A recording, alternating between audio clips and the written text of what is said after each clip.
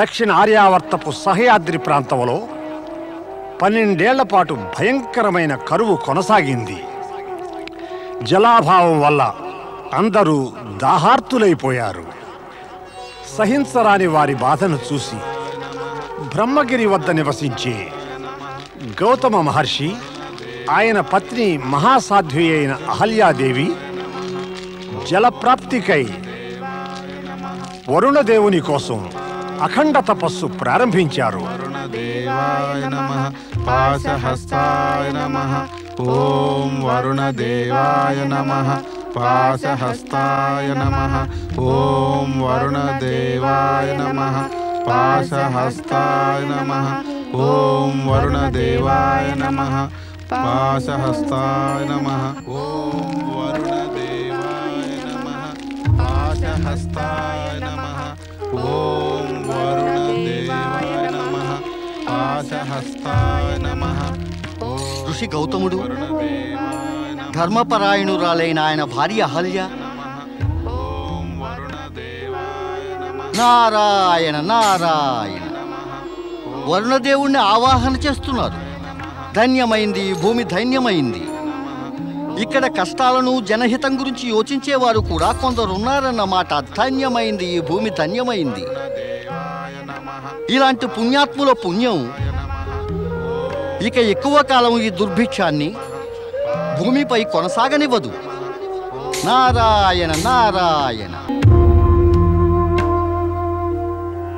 ఓం వరుణదేవాయ నమః పాశహస్తాయ నమః. ఓం వరుణదేవాయ నమః పాశహస్తాయ నమః. ఓం వరుణదేవాయ నమః పాశహస్తాయ నమః. ఓం వరుణదేవాయ నమః. ఓం వరుణదేవాయ నమః పాశహస్తాయ నమః. ఓం వరుణదేవాయ నమః. ఋషివర్య, ఋషి గౌతమ, అహల్యాదేవి. వరుణదేవా, ప్రత్యక్షమయ్యారా? ప్రణామం. తమ దర్శనం పొందటంతో ధన్యులమయ్యాం వరుణదేవా. నేను తమ కోరికలు తీర్చడానికే ప్రత్యక్షమయ్యాను. చెప్పండి ఋషివర్య, తమ కోరిక ఏమిటి? వరుణదేవా, నేను నా కోసమని కాదు, ప్రజాహితాన్ని కోరి తమరిని తలుచుకున్నాను. గత 12 సంవత్సరాలుగా వర్షాలు కురవక నీటి వనరులన్నీ ఎండిపోయాయి. అన్న జలాల అభావంతో ఆబాల గోపాలం, పశుపక్ష్యాదులు అకాల మృత్యువాత పడుతున్నారు. తమరికి సవినయ ప్రార్థన వరుణదేవా. తమరు దేవేంద్రుని వర్షాలు కురిపించమనండి. అప్పుడు అఖండ జల వనరులు ప్రాప్తిస్తాయి. తథాస్తు. నాతో పాటు రండి.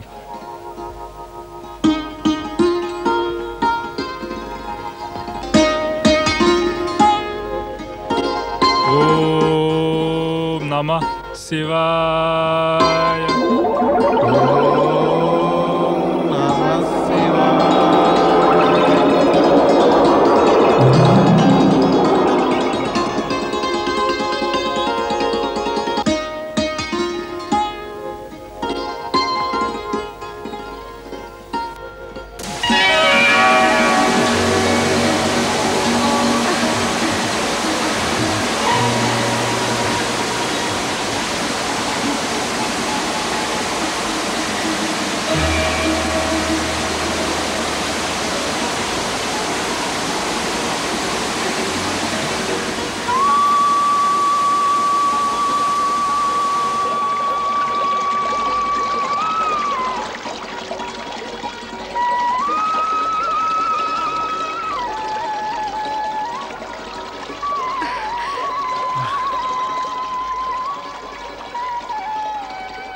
వరుణదేవ, తమకు శతకోటి ప్రణామాలు. అఖండ జలవనరులను సృష్టించి తమరు ప్రాణులన్నిటినీ రక్షించారు. మేము ఎల్లకాలము తమకు రుణపడి ఉంటాము. తమరి ఈ కృపా దయాదృష్టి వల్ల మానవ జాతి సదా తమ పేరును స్మరిస్తుంది. ఋషివర్య, నా అంతటా నేను ఇక్కడికి రాలేదు. తమరి సద్భావన, లోకహిత భావన, తమ సదాశయాలు నన్నిక్కడికి తీసుకొచ్చాయి. అందుచేత లోక కళ్యాణపు శ్రేయస్సు నాది కాదు, తమరిదే. ఈ సత్యం ఆధారంగానే బ్రహ్మగిరి పైని ఈ కుండం గౌతమ కుండం అనే పేరుతో ప్రసిద్ధమవుతుంది. ఇది భవిష్యత్తులో అనేక అద్భుతాలను కూడా సృష్టించగలదు.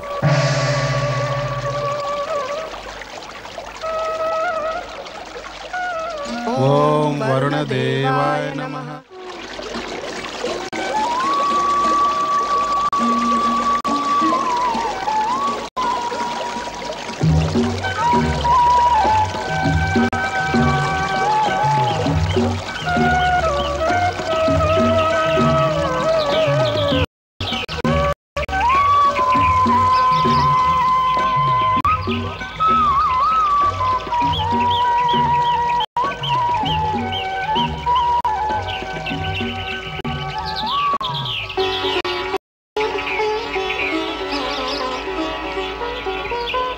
వరుణదేవుడు మన పిలుపు విన్నారు. భూమి పచ్చగా మెరుస్తోంది. అవును ఋషివర్య, తమ జపతపాదులు ఫలించాయన్నమాట.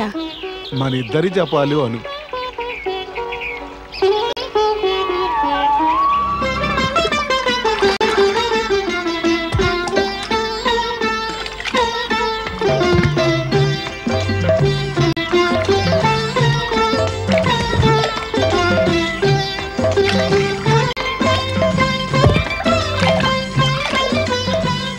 గౌతమ మహర్షి కృపా సాధనాల వల్ల ఒక కొత్త జీవితాన్ని పొందాం.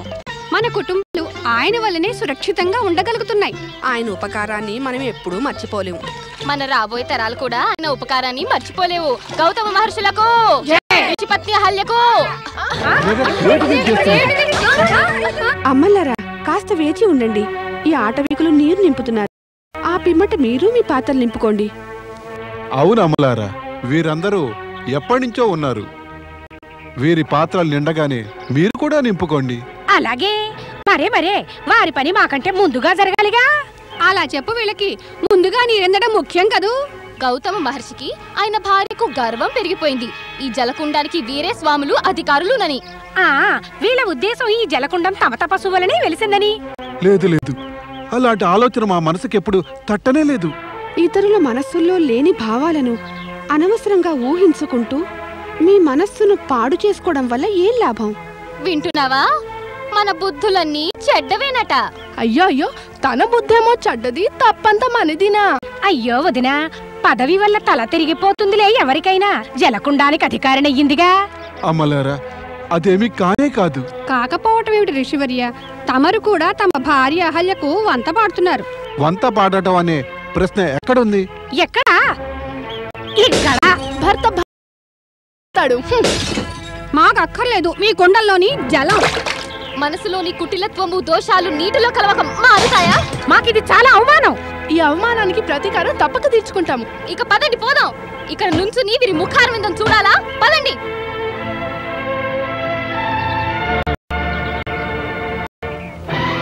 దేవి అహల్య, ఈ ఋషిపత్నులతో తగాదా మంచిది కాదు. నేనేం చేశాను? కేవలం వేచి ఉండమన్నాను, అంతే. ఎంత గర్వం, ఎంత అతిశయం! మన అవమానానికి ప్రతీకారం తీర్చుకోవాలి. తీర్చుకోవాల్సిందే. మన భర్తలు సమర్థులైతే ఇటువంటి పని జరిగేదా అని. ఏమైంది దేవి? మీరంతా నీటికే వెళ్లారు. మీ జలపాత్రలు కుండలు ఏవి? పగలగొట్టాం. వారి అతిశయము మా అవమానము రెండూ ఢీకున్నాయి. చెప్పరాదు, ఏం జరిగింది? జరిగేదే ఉంది, అదే అహంకారం. అహల్యకు గౌతముడికి అహంకారం పెరిగింది. వారి యొక్క తపోబలం వల్లనే జలకుండ ఇక్కడ వెలిసిందని. గౌతమ్ మహర్షికి అహంకారం లేదే. నిజం చెప్పాలంటే మాత్రం జలకుండం వారి తపోబలం వల్లనే వెలిసింది. అంటే మేం చెప్తున్నారా? ఇంతకు మీకు కావాల్సిందేమిటి? ప్రతీకారం. ప్రతీకారం. ఎలాంటి ప్రతీకారం? మా అవమానానికే, మరేమిటి?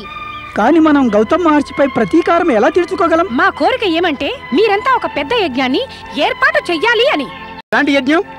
ఆ యజ్ఞం వల్ల వారి ఇరువురి యొక్క తపోబలము సర్వసిద్ధులు నాశనం కావాలి. వారి గర్వం పూర్తిగా నశించాలి. వారు కఠోర యాతనలకు లోనైపోయి కష్టాలు పడాలి. వద్దు వద్దు, అది అనుచితమైన పని. అయితే వారు కావించిన ప్రవర్తన ఉచితం అంటారా? మరి ఏదైనా ఉపాయం ఆలోచించవలసిందే. కాదు, కేవలం ప్రతీకారమే. మళ్ళీ ఆలోచించండి. అందుకు అవసరమేం లేదు. అందరికీ స్పష్టంగా చెప్తున్నాను. వారిపై ప్రతీకారం తీర్చుకోవడంలో మీరంతా మాకు తోడ్పడకపోతే మేమీ ఆశ్రమాన్ని వదిలేసి ఎక్కడికో వెళ్ళిపోతాం. ఇక చేసేదేం లేదు. మనమంతా ఇంకా యజ్ఞదేవతని ప్రసన్నుని చేసుకోవడానికి మహాయజ్ఞాష్టి యజ్ఞం చేయవలసిందే. ఇక మనకి ఈ ఉపాయమే. ఓం యజ్ఞదేవాయ స్వాహా. ఓం యజ్ఞదేవాయ స్వాహా. ఓం యజ్ఞదేవాయ స్వాహా. ఓం మహేజ్వాయ స్వాహా. ఓం మహేజ్వాయ స్వాహా. ఓం మహేజ్వాయ స్వాహా. ఓం పరాయ యజ్ఞపురుషాయ స్వాహా. ఓం పరాయ యజ్ఞపురుషాయ స్వాహా. ఓం పరాయ యజ్ఞపురుషాయ స్వాహా. ఓం పరాయ యజ్ఞపురుషాయ స్వాహా. ఓం పరాయ యజ్ఞపురుషాయ స్వాహా. ఓం పరాయ తేజస్వే స్వాహా. ఓం పరాయ యజ్ఞవంశాయ స్వాహా. ఓం పరాయ తేజసే స్వాహా.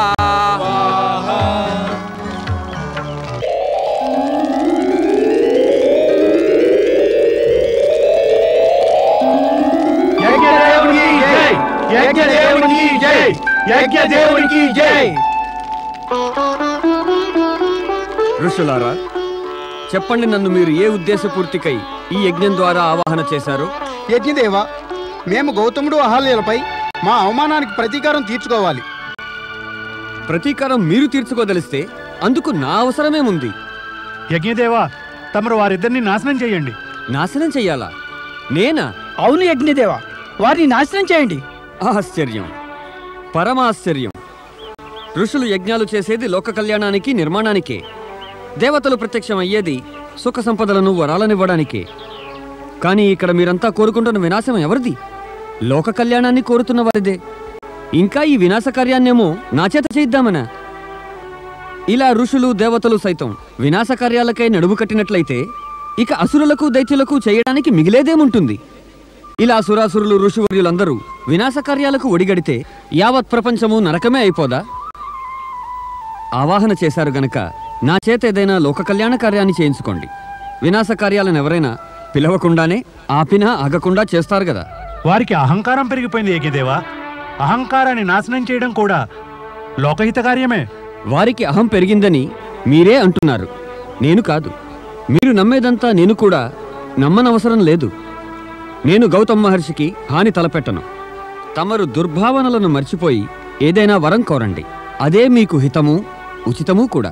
యజ్ఞదేవ, మా ఆవాహనకు ప్రత్యక్షమైన మీరు మేము చేసిన యజ్ఞ ఫలాన్ని మాకు ఇవ్వక తప్పదు. అందుకే కదా నేను వచ్చినది. యజ్ఞఫల రూపంలో మేము గౌతముడు, అహల్యుల వినాశనాన్నే కోరుతున్నాము. యజ్ఞఫలమనేది వినాశ రూపంలో ఎప్పుడూ లభించదు, భవిష్యత్తులో అలా జరగబోదు కూడా. వినాశం ఇలాంటి యజ్ఞం వంటి పవిత్రమైన, మంగళప్రదమైన కార్యం వెనుక దాగదలిస్తే ఈ భూమిపై మృత్యువు ఇక దుర్భావననే గజ్జగట్టి దుఃఖము, బాధలనే మృదంగంపై కరాల నృత్యం ఆరంభిస్తుంది.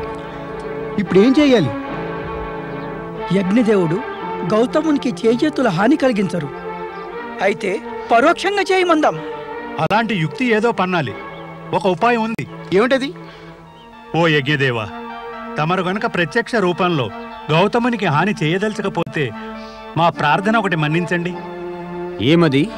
తమరొక బక్క చిక్కిన చావబోతున్న గోవు రూపాన్ని ధరించి గౌతమ మహర్షి ఆశ్రమానికి వెళ్ళండి. అక్కడకు వెళ్ళి మీ ప్రాణాలను విడవండి.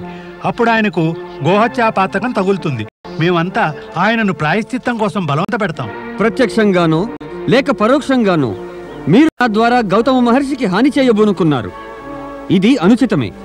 మీరంతా ఏదైనా పనికొచ్చే వరం కోరుకోకూడదా?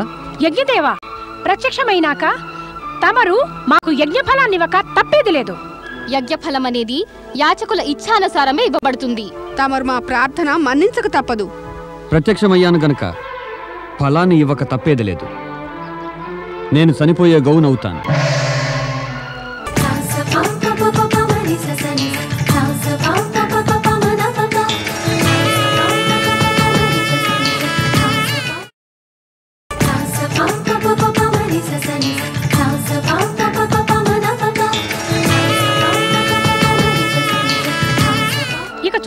లేకపోతే వారిద్దరి దుర్దశ ఎలా ఉంటుందో. గౌతముడు అహల్య ఇద్దరూ కళంకితులైపోతారు. కళంకం అంటే మృత్యువుకు సమానమే.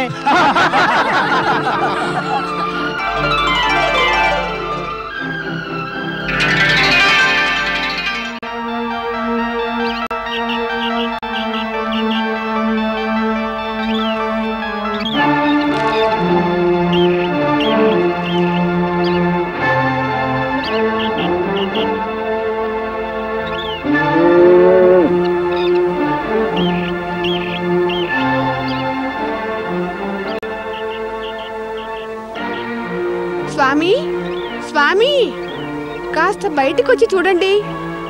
ఒక బక్క చిక్కిన ఆవు ఎక్కడి నుంచి వచ్చిందో గాని మన ఆశ్రమానికి వచ్చింది. మనం దీన్ని కాపాడి సహాయం చేయవలసిందే. అరేరే, ఏమైంది?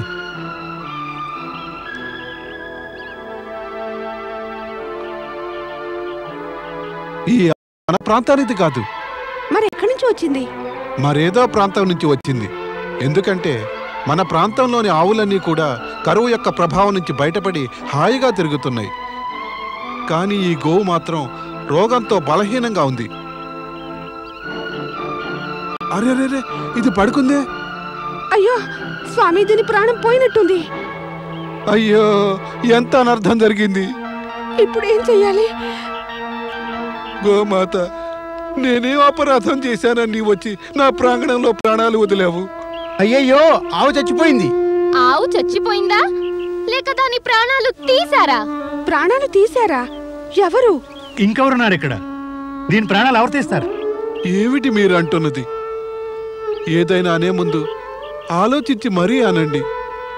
మా ఆశ్రమంలో ఒక ఋషి చేత గోవధ జరగగలదా? జరిగింది, జరిగిపోయింది అంటే జరిగింది అన్నమాటే. ఇప్పుడు ఎలా జరిగింది నా ప్రశ్నే లేదు. కాదు కాదు, ఇది నిజం కానే కాదు. ఈ ఆవిక్కడ ఈ ఆశ్రమంలో చచ్చిపోయిందనేది అబద్ధమా? ఇది కూడా నిజమే కదా. ఈ ఆవు మీ ఆశ్రమంలో మీరిద్దరూ చూస్తుండగానే చచ్చిపోయింది. మీ ఇద్దరు కూడా కలిసి గోహత్య చేశారు. మీ ఇద్దరు కూడా గోహంతకులు. గోహత్య చేసిన పాపుల్లారా, మీది ఒక బ్రతికేనా? నేటిదాకా ఏ ఋషి కూడా గోహత్యాపరాధం చేయలేదు. మేమీ అపరాధం చేయలేదు. అపరాధులు ఒప్పుకుంటారా? అపరాధం చేశారని? మేము అపరాధం చేస్తే కదా. మీరిక్కడి నుంచి వెళ్ళిపోండి. బ్రహ్మగిరి క్షేత్రం వదిలిపోండి. మీరిక్కడి నుంచి వెళ్ళవలసిందే. కానీ ఎందుకు వెళ్ళాలి? ఎందుకంటే మీరు గోహంతకులు గనక. మీ వంటి గోహంతకుల ముఖం చూడడం కూడా పాపమే. మీరిక్కడ గనక ఉంటే నిత్యము మేము మీ ముఖాలు చూస్తూ ఉండాలి. మీ ముఖాలు చూస్తే మాకు కూడా పాపం చుట్టుకుంటుంది. వెంటనే వదిలిపెట్టండి ఆశ్రమాన్ని. మీరిక్కడ ఉన్నంత కాలము ఆ అగ్నిదేవుడు, పితృదేవతలు మేవిచ్చే ఏ హవనాన్ని స్వీకరించరు. మీ పాపాల నీడను మాకు తగలనివ్వకండి. వెళ్ళండి, వెళ్ళిపోండి ఇక్కడి నుంచి.